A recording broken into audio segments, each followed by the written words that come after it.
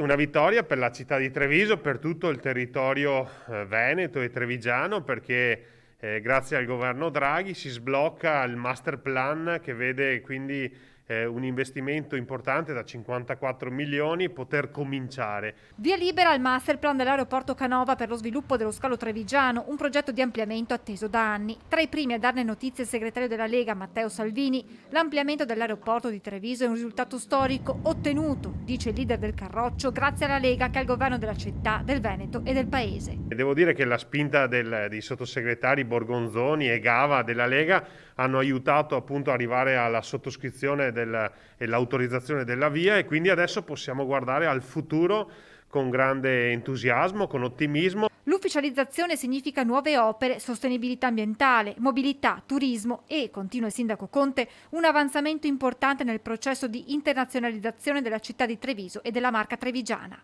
Verrà migliorato l'impatto ambientale, verrà migliorata la viabilità e soprattutto verranno migliorate le condizioni di lavoro per le centinaia di dipendenti che quotidianamente operano all'interno della struttura. Nei prossimi giorni il sindaco di Treviso incontrerà il presidente del gruppo Save, Enrico Marchi, che dice: aspettavamo da tempo la firma, siamo pertanto molto soddisfatti di questa pronta azione da parte del nuovo governo che ci permette di programmare con certezza lo sviluppo futuro dello scalo. La firma odierna costituisce, aggiunge Marchi, un passo in avanti fondamentale che renderà l'aeroporto un volano di rilancio per tutto il territorio. Ci fa davvero guardare al futuro con positività, con ottimismo, con la certezza che Treviso sarà tra le prime città italiane a ripartire non appena questo virus sarà sconfitto.